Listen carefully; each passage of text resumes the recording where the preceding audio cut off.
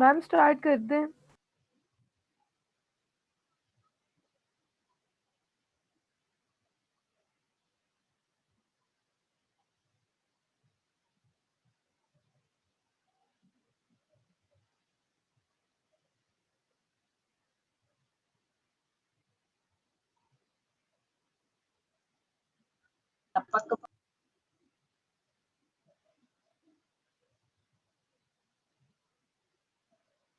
Ma'am आवाज नहीं आ रही।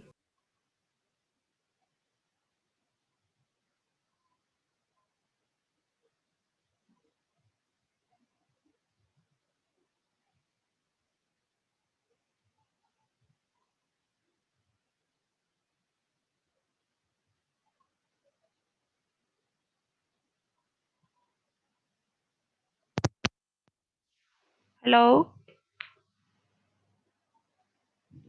मैम अब आ रही है आवाज? ओके ओके ठीक है।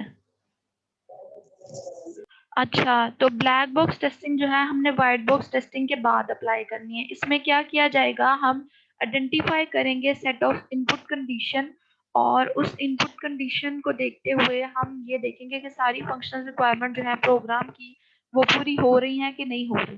ठीक है, अब इसका जो टेस्ट केस है उसमें क्या क्या देखेगा कि आपने नंबर ऑफ जो एडिशनल टेस्ट केसेस हैं उसको आपने डिजाइन करना है जो कि रीजनेबल एरर्स को कवर कर सकता है। मतलब वन बाय वन तो सारे पाथ नहीं इसमें हम देख रहे होंगे, लेकिन ओवरऑल हम देख रहे होंगे कुछ क्लासेस ऑफ एरर्स होंगे इसमें। जैसे आप कभी देखते हैं कि 404 एरर आ जाता है, 503, तो ये कुछ क्लासेस ऑफ एरर्स हैं जो कि हमें बताते हैं कि आपका जो है कोई स्पेसिफिक टास्क से तो एसोसिएट नहीं है, लेकिन ये कुछ टाइप के स्पेसिफिक टाइप के एरर हैं जो कि कोई एक अनसर्टन सिचुएशन अक्कर होने की बेस के ऊपर जो है वो आपको नजर आते हैं कि इस तरह का जो एरर है कोई वो अक्कर किया। तो ज्यादातर अगर आप इनपुट में आप प्रॉब्लम दे रहे हैं या आउटपुट में अगर आपको कोई प्रॉब्लम आ रहा है तो फिर उस केस के ऊपर आपको इस तरह के जो एरर्स हैं वो नजर आते हैं।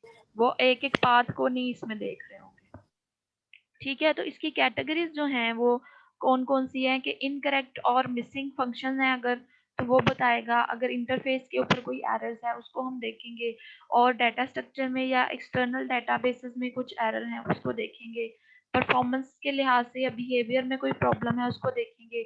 और इनिशियलाइजेशन और टर्मिनेशन जो एरर्स हैं, कुछ कंडीशंस हैं, उसको हम देखेंगे कि अगर उसमें कोई प्रॉब्लम आ रही है तो वहाँ पे हमने टेस्ट केसेस अप्लाई करने हैं अपनी ब्लैक बॉक्स टेस्टिंग के अंदर। ठीक है, तो अब इसमें हम कुछ क्वेश्चन पूछ सकते हैं कि जो फंक्शनल वैलिडिटी है उसको हम किस तरह से जो है वो इसमें टेस्ट करें। ठीक है, और उसके अलावा कि सिस्टम का बिहेवियर और परफॉर्मेंस जो है वो ठीक आ रही है कि नहीं आ रही। उसके अलावा हम ये देख सकते हैं कि कौन सी क्लासेस हैं इनपुट की जो कि गुड टेस्ट केसेस के लिए अप्लाई हो सकती हैं, और सिस्टम जो है पर्टिकुलरली कौन सी इनपुट वैल्यू लेगा। ज़्यादातर हम इस पे इनपुट या आउटपुट पे फोकस कर रहे होंगे। और बाउंड्री वैल्यूज कौन सी हो सकती हैं जिसको कि हमने स्पेसिफिकली मेंशन करना है। उसके अलावा आपने डाटा वॉल्यूम या डाटा कितना इसको देना है सिस्टम को, जिसकी वजह से जो है आपके इनपुट के ऊपर या आउटपुट के ऊपर ज़्यादा लोड ना आए। और कौन से ऐसे स्पेसिफिक कॉम्बिनेशन ऑफ डाटा है, ऑपरेशंस हैं, जिसकी वजह से सिस्टम जो है वो आपका अफेक्ट नहीं करेगा। या फिर एक कौन सा ऐसा स्पेसिफिक कॉम्बिनेशन ऑफ डाटा है जो कि सिस्टम के ऊपर इफेक्ट डाल सकता है। ठीक है, तो सबसे पहले इसमें हम देख रहे हैं इक्विवेलेंस। अगर किसी का क्वेश्चन होगा तो वो साथ ही पूछ ले। ठीक है, हाँ इक्विवेलेंस। जी। जी जी। अच्छा, गज जरा अपना माइक म्यूट कर दें।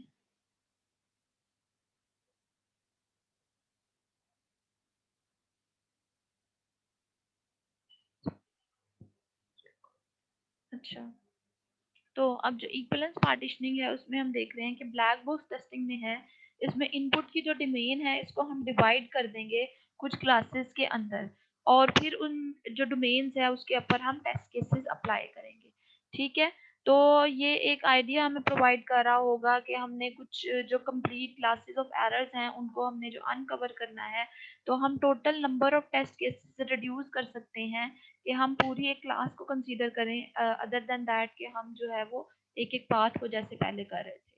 तो टेस्ट केसेस जो बेस करेंगे वो इक्विवेलेंस क्लासेस के ऊपर होंगे और उस क्लासेस के ऊपर हम इनपुट कंडीशंस को डिवाइड कर लेंगे कि इनपुट कंडीशन के ऊपर कौन सा टेस्ट केस अप्लाई करना है या आउटपुट कंडीशन पे हमने कौन सा टेस्ट अप्लाई करना है, उसको हम ये डिवाइड कर लेंगे अपनी सेपरेट सेपरेट क्लासेस बना के।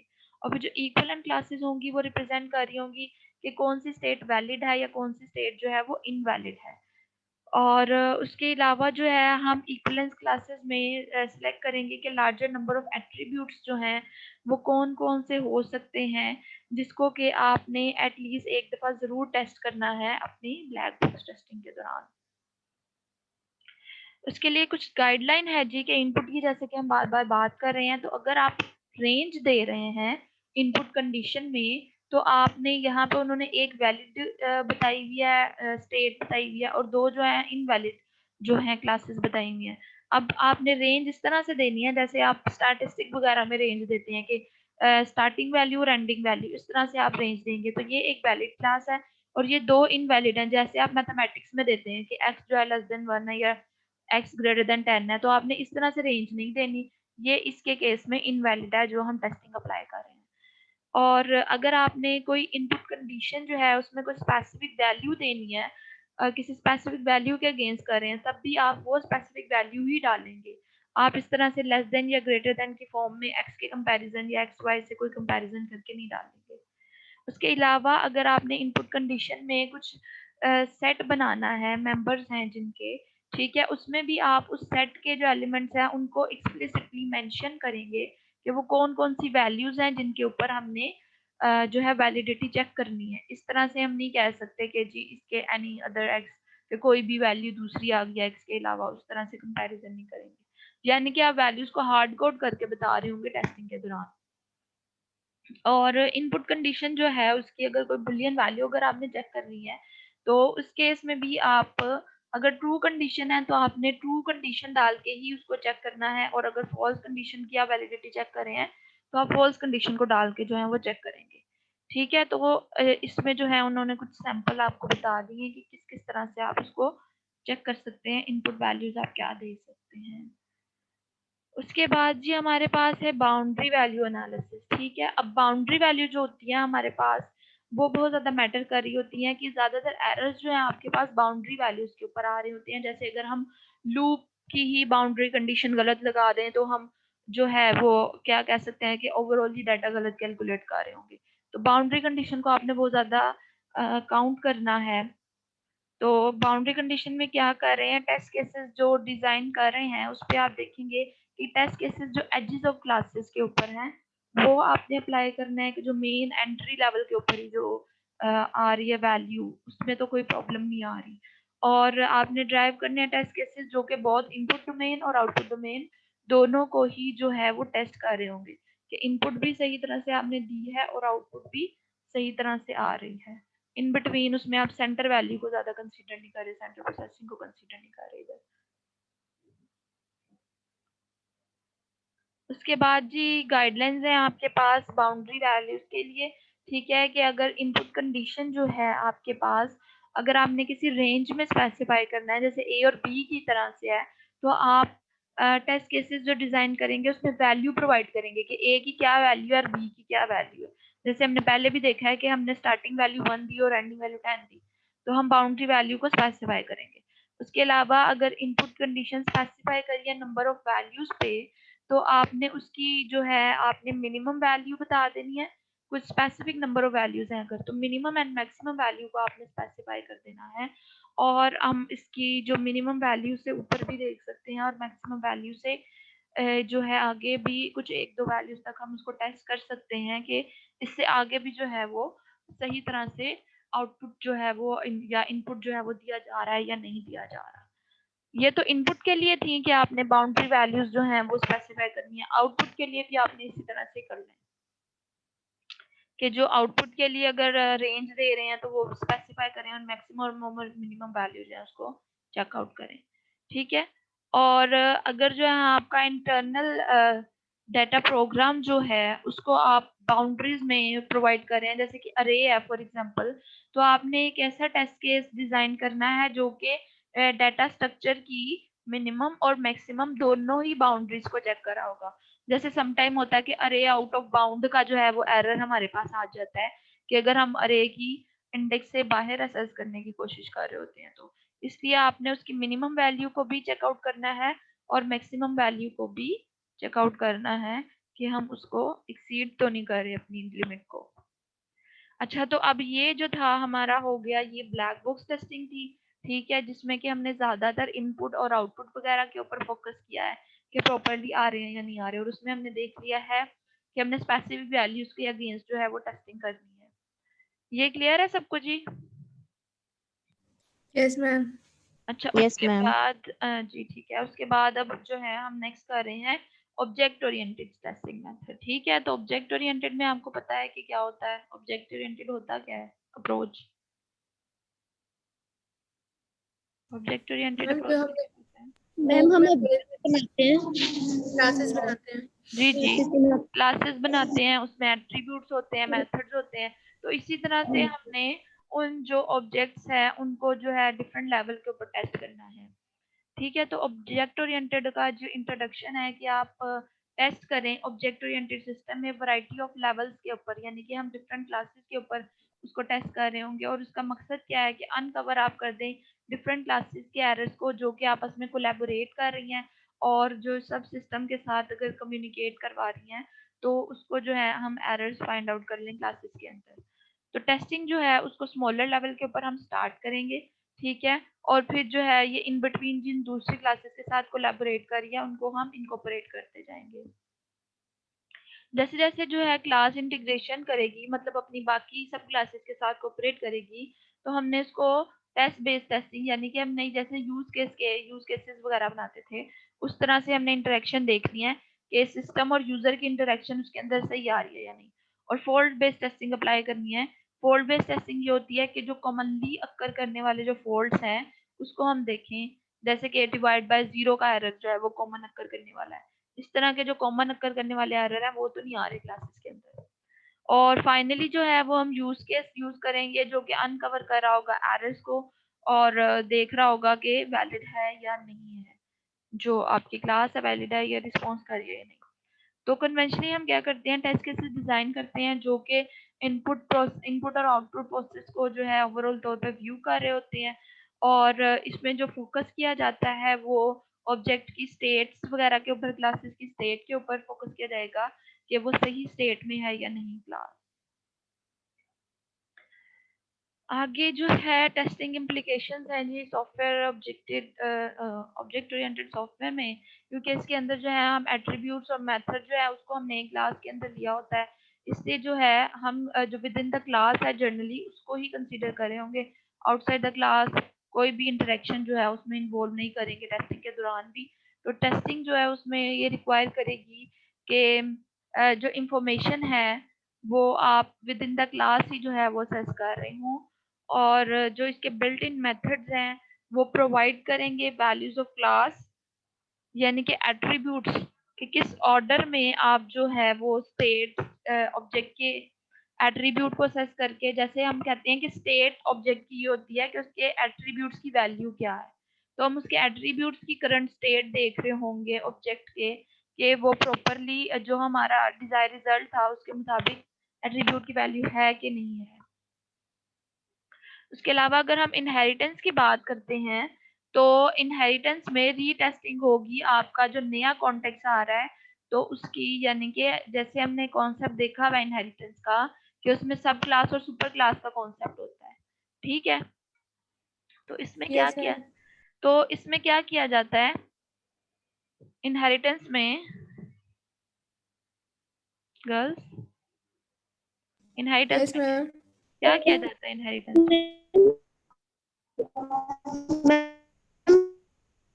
आवाज नहीं। मैम उसके पेरेंट होता है, मैम हाँ पेरेंट्स और चाइल्ड्स होते हैं क्लासेस में, हाँ जी।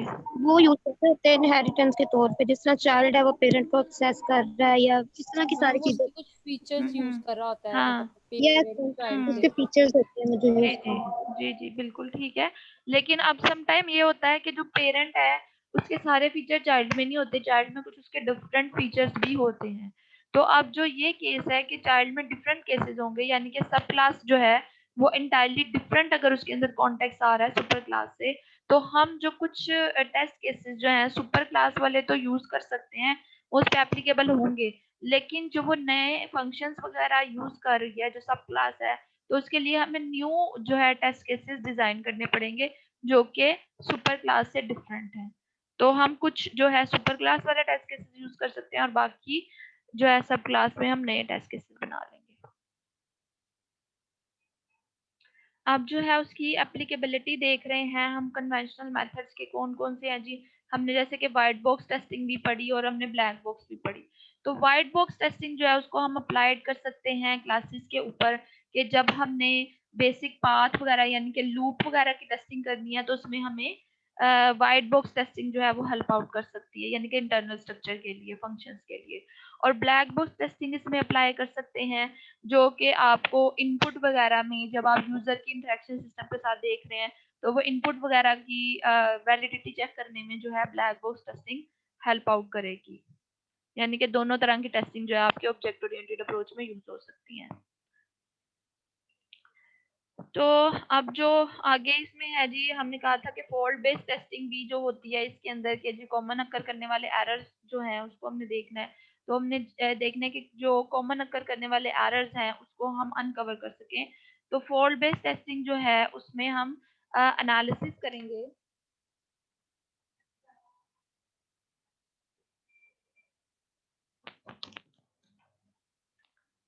जो फॉल्ट बेस्ड टेस्टिंग है उसके अंदर जो है वो हम एनालिसिस करेंगे और टेस्टर्स जो है उसमें लुकआउट करेगा कि आपके पास जो इफेक्ट आ रहे हैं, जो आपके पास कॉमन अकर करने वाले पॉसिबल एरर्स हैं उनको लुकआउट करेगा टेस्टर्स, और उसके अलावा वो डिटरमिन करेगा कि जो ये फॉल्ट एग्जिस्ट करे हैं, कर गए हैं, तो हम उसके लिए टेस्ट केसेस जो हैं कौन से डिजाइन करेंगे, अपने कोड वगैरह को टेस्ट करने के लिए या अपने डिजाइन को टेस्ट करने के लिए कौन से टेस्ट केसेस डिजाइन करेंगे। अगर आपका एनालिसिस और डिजाइन मॉडल आपको कोई जो है मतलब सही रिजल्ट प्रोवाइड नहीं कर रहा, तो उसमें आपका फॉल्ट बेस्ड जो एरर है मतलब टेस्टिंग है उसमें भी आपको प्रॉब्लम आ सकती है। तो इसके लिए ज़रूरी है कि आप एनालिसिस लेवल के ऊपर ही पहले सही तरीके से काम करें, यानी कि आप पहले से सही एनालिसिस करें कि कौन से एरर्स जो हैं जो कॉमन है उनको आपने चेकआउट करना है। अगर आपने एनालिसिस ही ठीक नहीं किया तो आप जाहिर सी बात है कि इनसिग्निफिकेंट एरर्स आपके पास टेस्टिंग में भी आ रहे होंगे। उसके बाद जी इसमें इंटीग्रेशन जो है देखेंगे इसके अंदर, इंटीग्रेशन टेस्टिंग में जो कि पॉसिबली फॉल्ट अकर करने वाले एरर्स को जो है वो देख रहा है क्लाइंट सर्वर सिस्टम के अंदर। ठीक है, तो क्लाइंट सर्वर सिस्टम हम कॉमनली जो है वो यूज करते हैं। ठीक है, इसका भी आपको पता है। तो 3 टाइप्स ऑफ फॉल्ट्स जो हैं वो हमारे पास आ सकते हैं इस केस में, मतलब अनएक्सपेक्टेड रिजल्ट आ गए जो हमने नहीं एक्सपेक्ट किए हुए थे, या रॉन्ग मेथड या मैसेज जो है वो डिस्प्ले हो गया स्क्रीन के ऊपर, या इनकरेक्ट जो है इन्वोकेशन मतलब इनकरेक्ट कोई आपके पास सिग्नल्स वगैरह जो है वो जनरेट हो गए हैं जो नहीं होने चाहिए थे। तो आपने बिहेवियर देखना है मेथड्स का ये डिटरमिन करने के लिए कि जो हैं वो कॉमन अकर करने वाले फॉल्ट्स जो हैं वो तो नहीं इन्वोक हुए। उसके अलावा आप टेस्टिंग अप्लाई करेंगे एट्रीब्यूट्स की ये डिटरमिन करने के लिए कि प्रॉपर वैल्यूज जो हैं हमारे पास हर ऑब्जेक्ट के लिए, हर ऑब्जेक्ट के बिहेवियर के लिए प्रॉपर वैल्यू जो है वो एग्जिस्ट कर रही है। और इसमें हम फोकस करेंगे जी टेस्टिंग पे जो डिटरमिन करेगी कि जो कॉल करने वाला कोड है उसके अंदर तो कोई एरर नहीं आ रहा है। ठीक है, यानी कि जो जैसे फॉर एग्जांपल मेन वगैरह से आपने कोई फंक्शन कॉल किया है या आपने एक क्लास के अंदर से कोई फंक्शन कॉल किया है, तो कॉली कोड के ऊपर हम ज्यादा फोकस करेंगे, इसके अंदर कोई एरर तो नहीं आया। आगे हम कंपैरिजन कर रहे हैं फॉल्ट बेस्ड टेस्टिंग का और सिनेरियो बेस्ड टेस्टिंग का। ठीक है जी, तो फॉल्ट बेस्ड टेस्टिंग में आपके पास दो तरह के एरर्स ये मिस करती है। क्या मिस करती है कि इनकरेक्ट स्पेसिफिकेशन इसमें, यानी कि आपने इस पे स्पेसिफिकेशन में ज्यादा फोकस नहीं किया, आपने बस कॉमन एरर्स पे क्योंकि फोकस किया था, तो हमने ज्यादातर उस पर नहीं किया कि यूजर की रिक्वायरमेंट क्या थी। और आपने ये भी मिस किया उसमें कि इंटरेक्शन जो है सब सिस्टम के साथ वो हो रही है कि नहीं हो रही। तो बिहेवियर जो है एक सब सिस्टम का वो कुछ स्पेसिफिक सर्कमस्टांसेस में वो फेलियर भी अकर कर सकते हैं आपके फॉल्ट बेस्ड टेस्टिंग के केस में। तो आपका इसका बेहतर सोल्यूशन ये है कि आप जस्ट फॉल्ट बेस्ड टेस्टिंग पे रिलाई ना करें, आप सिनेरियो बेस्ड टेस्टिंग करें।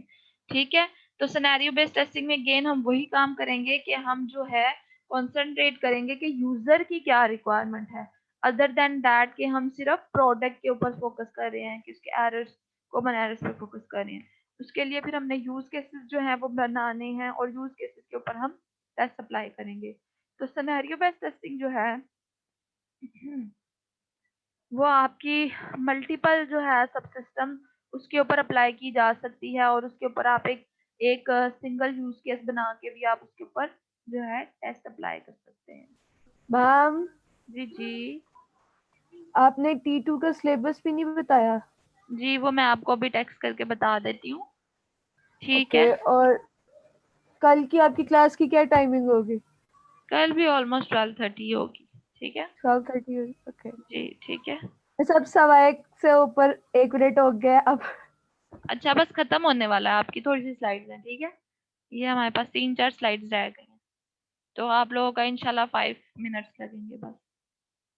अभी तो अजान की आवाज भी नहीं आई मुझे, अभी फिक्र ना करें, मैंने भी नमाज पढ़नी है, अल्हम्दुलिल्लाह मुस्लिम। तो जरा रिलैक्स रहे। मैम पहले नहाना भी होता है और नमाज से अच्छा, पहले वो आज तो जुम्मा है सुबह मैम, नहा लिया तो करें टाइम ही ना। नहीं मिलता मैम, वो टाइम ही नहीं मिलता सुबह कब से से हम नहाई लेक्चर नहीं है? लेते हैं। तो टाइम आपने होता है, मुझे बिल्कुल बताओ ज़ैनब। नमाज के टाइम पे खड़े होने से पहले नहाना होता है, सुबह नहाते हैं। ठीक नहीं है, नहीं नहीं, वो लेक्चर मैम इसमें खत्म ही नहीं होते मास तो के क्या खड़े हो। करें। अच्छा सुबह गर्ल्स 10 बजे से लेक्चर ले जो रहे हैं है ना। जरा लेक्चर पे फोकस करें। 5 मिनट मैम आप एक लोग दे दें, फिर ये वाइंड अप हो जाएगा। ठीक है, ओके ओके। ठीक है। अब उसके बाद है जी रैंडम ऑर्डर जो है टेस्टिंग है क्लास लेवल के ऊपर, कि आपने जो है सर्टेन मेथड्स आपकी क्लास में जो है उसमें आपने देखना है कि बिहेवियर इसका ऑब्जेक्ट का बिहेवियर ठीक है, यानी कि ओपन करने के टाइम पे रीडिंग में क्लोजिंग में सारी इंफॉर्मेशन सीकिंग में इसका बिहेवियर ठीक आ रहा है या नहीं आ रहा। तो उसका जो है इम्प्लिसिटली आपने देखना है कि डिपेंडेंसी इसकी किस किस ऑब्जेक्ट के ऊपर आ गई है, एक क्लास के ऑब्जेक्ट की दूसरे के ऊपर ओपनिंग या क्लोजिंग के टाइम में। और उसमें हम मेथड को यूज करेंगे जो कि आपके पास सीक्वेंस बता रहा है, जो कि रैंडमली कुछ भी एग्जीक्यूट, जैसे कि हम रैंडम मेथड जनरेट करते हैं, रैंडम फंक्शन जनरेट करते हैं, इसी तरह से हम रैंडमली किसी भी मेथड जो है उसको लेकर हम टेस्टिंग इसमें अप्लाई कर सकते हैं। तो इसका गोल क्या है कि आप डिटेक्ट करें जो डिपेंडेंसी है या कुछ एक्सपेक्टेशंस आ रही हैं जहाँ पे आपकी अप्रोप्रिएट एडजस्टमेंट होनी चाहिए थी। तो आप जैसे कि आपको लगे कि कोई ऐसा स्पेसिफिक फंक्शन है जहाँ पे हमें प्रॉब्लम अकर कर सकती है, तो रैंडमली हम कोई सा भी ऐसा फंक्शन उठा के चेक कर सकते हैं कि वहाँ पे कोलैबोरेशन सही है और वहाँ पे जो है ऑब्जेक्ट का बिहेवियर जो है वो सही आ रहा है कि नहीं आ रहा। उसके बाद आपके पास है जी पार्टीशनिंग टेस्टिंग है। जो पार्टीशनिंग टेस्टिंग है वो भी तकरीबन इक्वलेंस पार्टीशनिंग के इक्वल ही है, और इसमें जो मेथड है उसको ग्रुप कर दिया जाएगा 3 अप्रोचेस में। स्टेट बेस्ड टेस्टिंग होगी जिसमें कि हम क्लासेस की स्टेट के ऊपर फोकस कर रहे होंगे कि एक्सेस, इसमें हम मेथड्स के देखेंगे कि एक्सचेंज कर रहा है जब मेथड, टेस्ट उसमें ऐसे डिजाइन किए जाएंगे जो कि आपको ये बता रहा होगा कि जब आपने यानी कि मैसेज एक्सचेंज किया है इनपुट या आउटपुट के दौरान, तो आपकी स्टेट ठीक रही है या नहीं रही। उसके बाद आप एट्रीब्यूट उसके देख रहे होंगे पार्टीशनिंग जो कि बेस कर रहा है एट्रीब्यूट्स के ऊपर। इस मेथड में हम क्या देखेंगे कि जो एट्रीब्यूट की वैल्यू उसको रीड किया है या मॉडिफाई किया है या फिर उसको रेफर किया है, तो उसकी वैल्यू के ऊपर तो कोई इफेक्ट नहीं आया। और जो कैटेगरी बेस्ड पार्टीशनिंग है मेथड, उसमें हम जनरली फोकस कर रहे होंगे उसकी परफॉर्मेंस के ऊपर। जैसे कि आप देख सकते हैं कि अगर उसके इनिशियलाइजेशन के मेथड हैं, कुछ मेथड्स में हम कंप्यूटेशन कर रहे हैं, टर्मिनेशन कर रहे हैं, तो वो सारे मेथड्स जो हैं वो प्रॉपरली एग्जीक्यूट हो रही हैं हमारी स्पेसिफिकेशन के अकॉर्डिंग या नहीं हो रहे, और उसमें कोई प्रॉब्लम तो नहीं आया। तो हमने 3 कैटेगरीज उसकी बना लेनी है और उसकी बेस के ऊपर हमने टेस्टिंग अप्लाई करनी है। आगे आपके पास मल्टीपल क्लास टेस्टिंग है। ठीक है जी, तो क्लास की जो कोलैबोरेशन है वो उसको हम अकॉम्प्लिश कर सकते हैं अप्लाइंग, मतलब रैंडम टेस्टिंग अप्लाई करके भी कर सकते हैं, और पार्टीशनिंग टेस्टिंग भी कर सकते हैं उसके ऊपर, या सिनेरियो बेस्ड भी कर सकते हैं। यानी कि जो भी हम पहले अप्रोचेस पढ़ चुके हैं, तो आप डिफरेंट मल्टीपल क्लासेस जब यूज करें उन पे कोई भी टेस्टिंग की अप्रोच अप्लाई कर सकते हैं। तो हमारे पास कुछ सीक्वेंस ऑफ स्टेप्स हैं जो कि हम यूज कर सकते हैं मल्टीपल क्लासेस के लिए। जैसे अगर हम क्लाइंट सर्वर की बात करते हैं, ठीक है, क्लाइंट सर्वर सिस्टम की, तो उसमें सबसे पहले हमने क्या देखना है कि जो आपके पास क्लाइंट क्लास है वो कौन से जो है मेथड वो जनरेट कर रही है, ठीक है, और उन मेथड्स को लेते हुए हमने कौन सा जो है मैसेज जो था वो सेंड करना था क्लाइंट की सर्वर की क्लास को। यानी कि क्लाइंट कौन कौन से मेथड भेज रही है सर्वर की क्लास को, वो हम देख रहेंगे। उसके ऊपर टेस्ट अप्लाई करके देखेंगे कि वो प्रॉपरली एग्जीक्यूट हुए कि नहीं। उसके बाद हमने देखना है कि हर जो मैसेज जो जनरेट करना था उसने कोलैबोरेट सही तरीके से किया है या नहीं सर्वर ने। क्योंकि अगर आपने ये क्लाइंट सर्वर मेथड पढ़ा हो तो उसमें हम ये देखते हैं जी कि एक साइड पर सर्वर ने क्लाइंट ने मैसेज भेजा और फिर थ्रो कनेक्शन वो सर्वर के ऊपर गया और फिर सर्वर ने रिस्पॉन्ड किया। तो अब कोलैबोरेशन नेक्स्ट लेवल पे हम देखेंगे कोलैबोरेशन सही हुई है कि नहीं। उसके बाद जो सर्वर साइड का जो ऑब्जेक्ट था उसने जो मैसेज ट्रांसमिट करने थे क्लाइंट को, उसने कौन कौन से मैसेज ट्रांसमिट करने हैं उसके ऊपर टेस्ट अप्लाई करेंगे। और फिर हम हर मैसेज के ऊपर, यानी कि जो सर्वर ने भेजा है या क्लाइंट ने रिसीव किया है, हम उसका नेक्स्ट लेवल ऑफ मेथड हम इन्वोक कर सकते हैं कि अगला जो है वो कौन सा मैसेज भेजना चाहता है, या क्लाइंट साइड या सर्वर साइड के ऊपर कौन सा मैसेज जो है वो रिसीव होगा। तो इन सब क्लाइंट सर्वर सिस्टम के ऊपर जो है हम एक एक करके जो है टेस्ट अप्लाई करेंगे, क्लाइंट साइड के ऊपर भी और फिर उसकी कोलैबोरेशन के दौरान भी, और देन सर्वर ने जो मैसेज भेजने हैं उसके ऊपर भी अलग-अलग से। आगे जो है जी test drive from the behaviour methods के हैं जी। बिहेवियरल मेथड जैसे हमने पढ़े थे, स्टेट डायग्राम्स पढ़ी थी, ठीक है। तो स्टेट डायग्राम को हम यूज कर सकते हैं अपना sequence of test cases apply करने के लिए, क्लासेस का बिहेवियर देखने के लिए। तो जो आप टेस्ट केसेस डिजाइन करेंगे उसमें सारे जो है आप सिस्टम की स्टेट्स को कवर करे होंगे कि कौन कौन सी स्टेट्स जो है उसमें अकर कर गई हैं, और उन स्टेट्स को देखने के बाद जो टेस्ट केसेस हैं वो आपके इंश्योर किया जाएगा कि सारे जो बिहेवियर है क्लास का वो उसकी यानी कि प्रॉपर है, और जो उसकी लाइफ हिस्ट्री है ऑब्जेक्ट की वो उसमें कोई फॉल्ट तो अकर नहीं कर रहा। अब इसकी जो स्टेट डायग्राम है उसको हम ट्रैवर्स कर सकते हैं अपनी ब्रेथ फर्स्ट अप्रोच के जरिए, जो कि आपको पहले भी मैंने बताया था। दो अप्रोचेस हम यूज कर सकते हैं, डेप्थ फर्स्ट सर्च या ब्रेथ फर्स्ट सर्च, जो आपने डीएसएल में पढ़ा होगा। इसको हम ब्रेथ फर्स्ट सर्च जो है अप्रोच यूज करके ट्रैवर्स कर सकते हैं। और जब भी कोई नई ट्रांजैक्शन जो है उसको आपने अप्लाई करना है तो आपने ये देखना है कि जो प्रीवियसली ट्रांजैक्शंस हैं उसको आप यूज करें पहले, कि जो पहले अकर की गई थी, और उसके बाद ही आप कोई जो है वो नई ट्रांजैक्शन इसमें इंक्लूड करें या उसको जो है वो आप टेस्ट करें, ठीक है। यानी कि ओवरऑल आपने सिस्टम की स्टेट्स को देखना है कि कौन सी स्टेट्स थी और वो स्टेट्स प्रॉपर्ली बिहेव करी थी या नहीं, और आप उसकी ब्रेथ फर्स्ट सर्च वाली अप्रोच में उसको ट्रैवर्स करके यानी कि लेवल बाय लेवल सारी स्टेट्स को जो है वो आप टेस्ट कर लेंगे, और पहले पिछले लेवल को टेस्ट करेंगे एंड देन अगला जो नया लेवल आपने इंट्रोड्यूस करना है उसको आप टेस्ट करेंगे। Is that clear girls? Yes hello ma'am.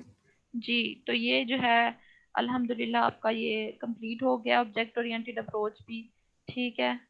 I hope so कि अब जो है इसमें ज़्यादा कोई इशू ना हो, और मैं आपको जो है वो इंशाल्लाह अभी मैसेज करके बता देती हूँ कि आपका टेस्ट का जो है क्या है सिलेबस, मैम ठीक है। ज्यादा ना रखिएगा टेस्ट T2 का सिलेबस। ज्यादातर आप लोगों के कितने कितने वीक्स मिले हैं?